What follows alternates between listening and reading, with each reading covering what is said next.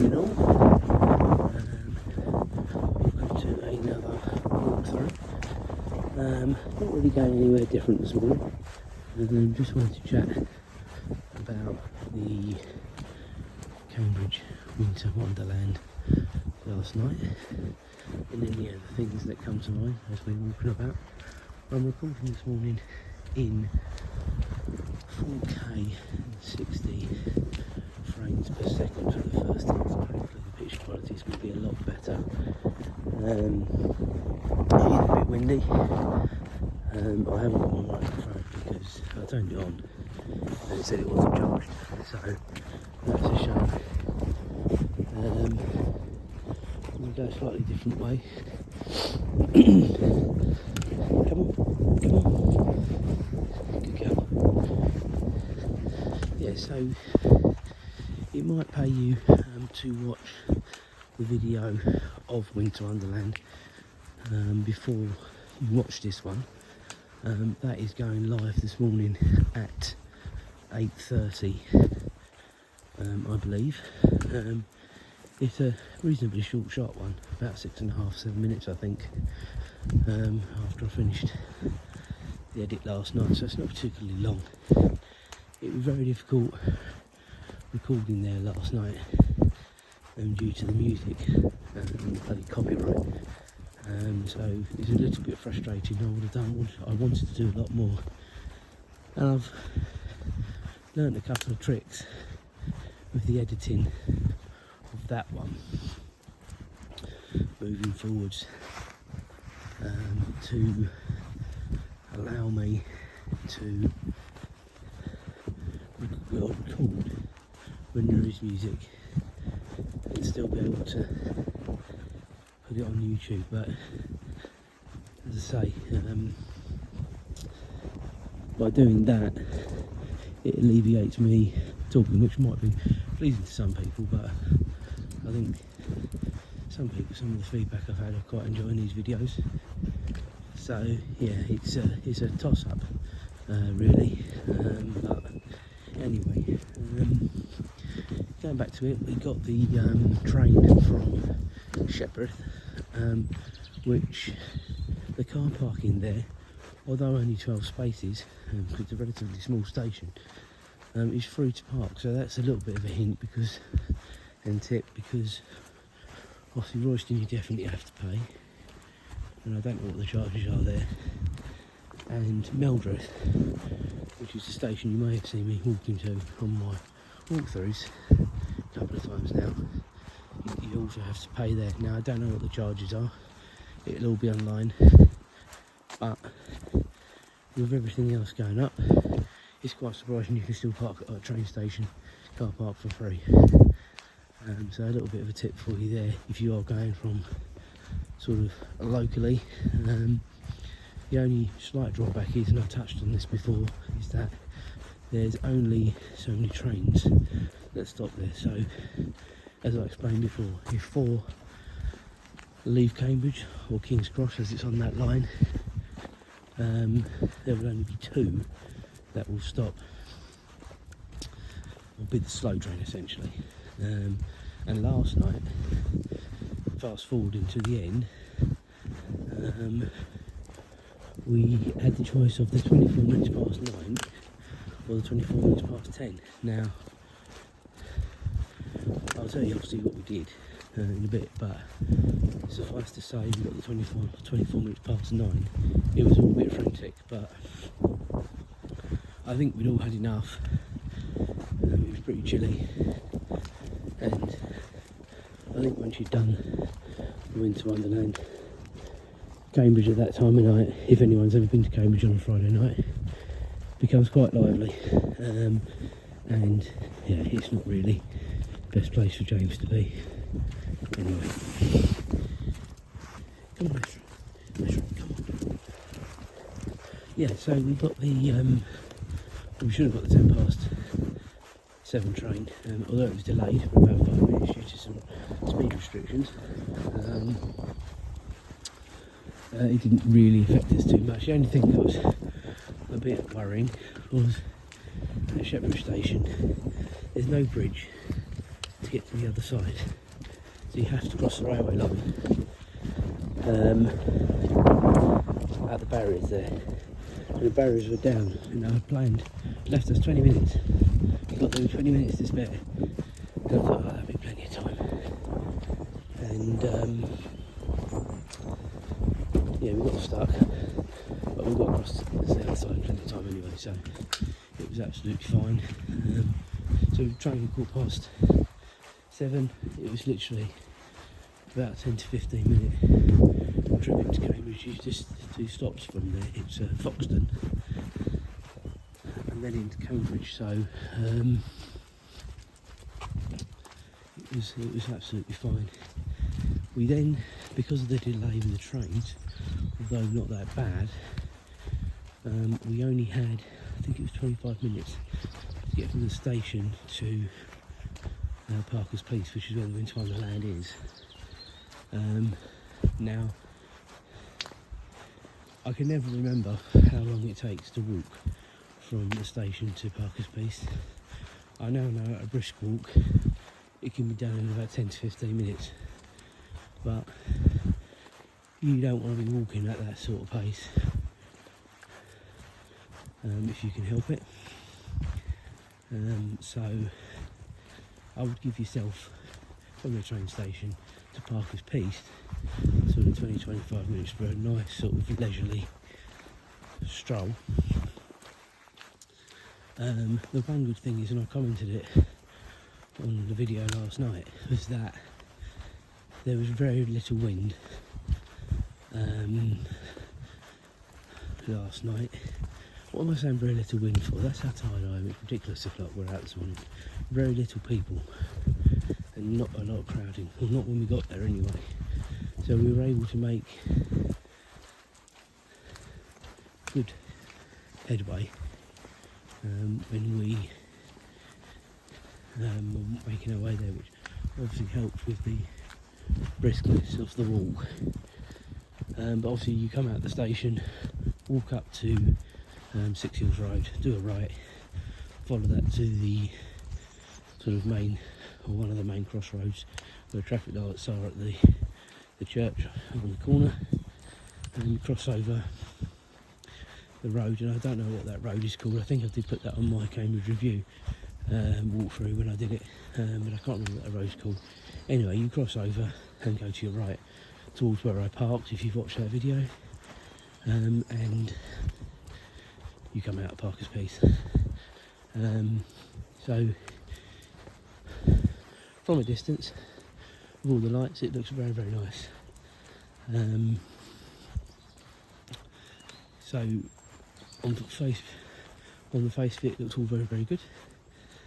So we obviously made our way there, and we got there in the end, I think probably about 7:45.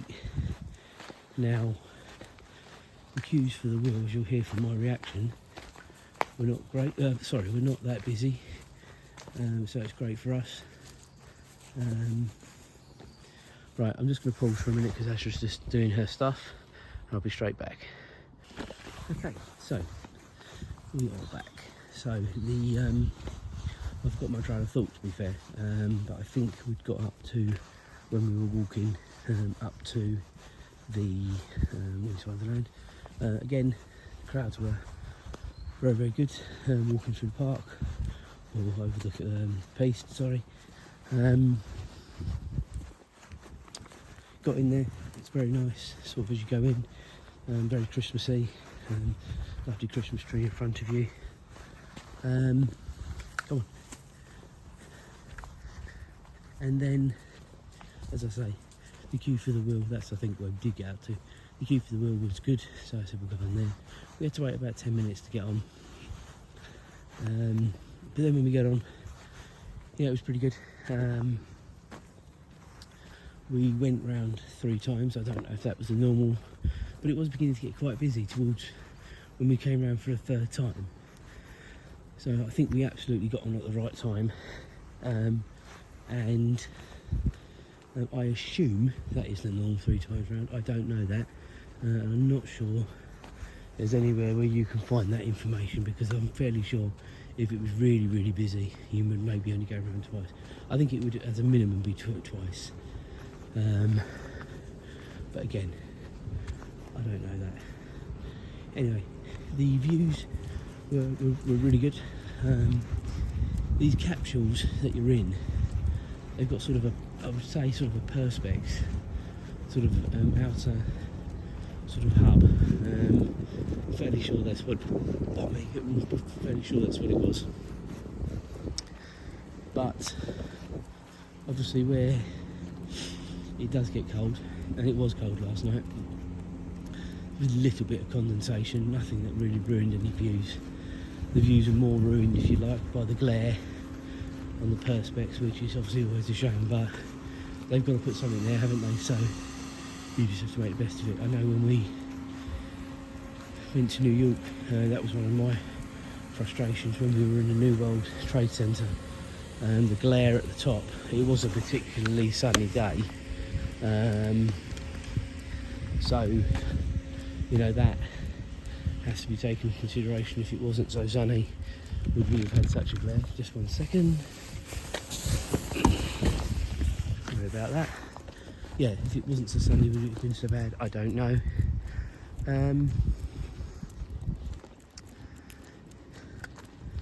So yeah, that was, you'll see by some of the videos I've done, I think when we got to the top, there was quite a lot of sort of glare from the lights below and stuff like that. But you don't let it ruin it.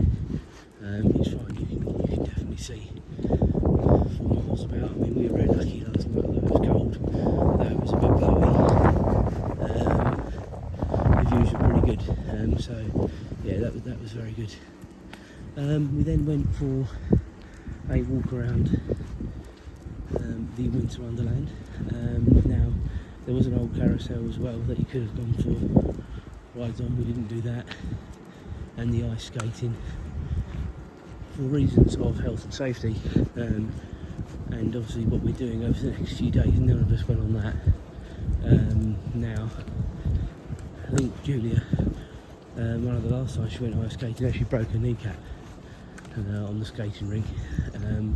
So she's always a little bit loath to do it, although she loves doing it. And James was getting pretty good the last time we went. We went to sort of skating rink, I think when it was in Stevenage, a good few years ago. And although he needed the penguin to start with, by the end of it, he was getting pretty good. So yeah, he would have done it, I think. But as I say, this close to Christmas, it's just not worth it. So we had to look at that as well. I didn't recall, because when we were at ground level, it must have been the end of the session, because there was no one on the ice. They were just bringing a couple of stragglers off, which is a shame. Just bear with me, because Azra decided to do some more business. Okay, sorry about that. Very unusual for her to want to go twice in the same walk in the space of 5 minutes. So anyway, so yeah, we did the carousel. We looked at the carousel. We looked at the ice skating, but there wasn't much going on. We went to the bar, which was absolutely fine. They were doing all the things Christmassy that you would expect. We didn't stop for a drink though. It was very, very busy in there. Probably the busiest place in there, as you would expect. What disappointed me a bit was a lot of the sort of market stalls were shut. I thought that was a bit disappointing, considering it was the last Friday before Christmas. You know, it was probably going to be perhaps one of their busiest days. I don't know. It certainly didn't seem that busy as a general walk around. It was in places, but that was a bit disappointing, and that a lot of them were shut. I would suggest we probably got there at a peak time, so that was slightly disappointing. Sorry about the pole, if you can see the camera moving all over the shop. Azra's seen a squirrel. Azra, come on. Azra. So yeah, that was slightly disappointing from that point of view.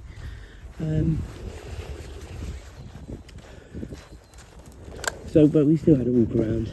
We had a couple of photos taken, as you'll see if you look at the video, with the reindeer, with Father Christmas, with the special Cambridge bauble. We then walked from the Winter Wonderland, so we were probably in there about 40 minutes, which was probably enough, bear in mind the market stalls were all shut. Obviously if you were going to go for a drink or get something to eat in there, which the price is in there, I was having a look. You know, price for a baguette, a turkey baguette, was like 11 quid. Now, I don't know whether I'm just old, but that seems like an obscene amount of money for a baguette.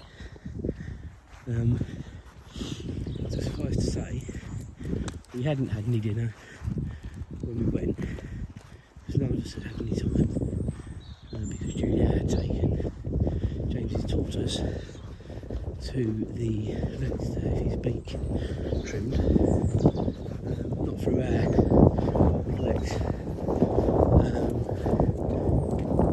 but it was just he had been eating the wrong stuff in a previous life. We've only had him a short while, and his beak was never wearing down as it should have. Anyway, so you can go to a special vet who will trim the beak. It's looking a lot better now. I think he's got one more go from what Julia told me, and then that'll all be done. But it looks a lot better than it did. Anyway,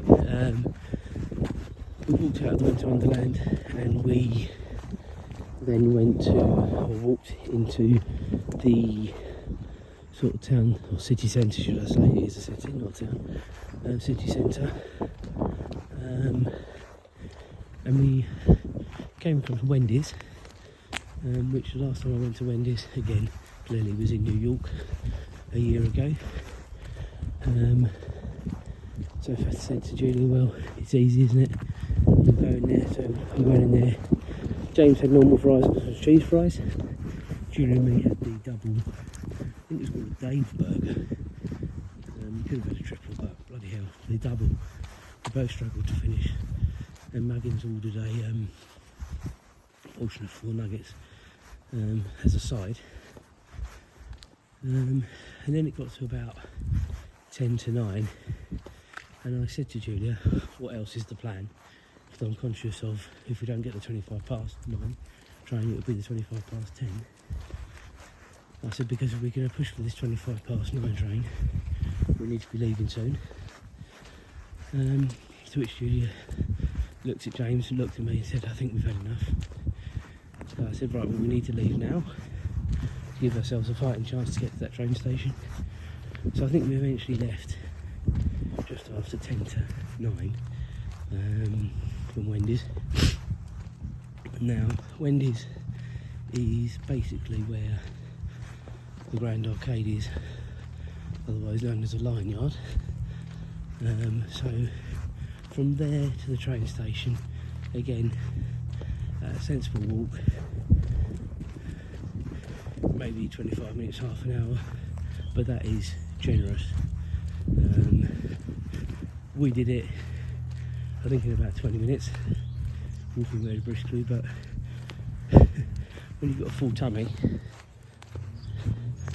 walking briskly is not fun. So I think Julie and me were both in need of sitting down on the train when we got there. We obviously made the train with about 3 or 4 minutes to spare, I think. But it's just nice to sit down and chillax for sort of 20 minutes before we got back to Shepworth. And I think in the end we walked for the front door, so it's about 9:30, 25 to 10.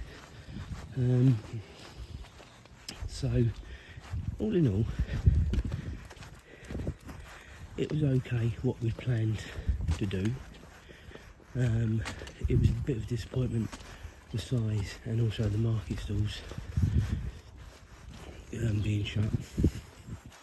But if you don't want to go to London and have all the hustle and bustle of Hyde Park and having to pay to even get in the place, not a bad sort of little place to go to as a bit of a lose yourself, but if the market stalls are open maybe an hour to an hour and a half. I do understand there's another one, a new one opening up in Stevenage, but you do have to pay to get in there. Maybe we'll give that one a go next year, don't know. But yeah, that's my conclusion. It's okay. It's a shame about certain things, at peak time not being open, but it was alright. We did what we wanted to do, and yeah, that's as best I can say with that. Alright, so I'm going to wrap it up now. Make sure you subscribe, make sure you like the video, it does help the channel, and we will see you next time.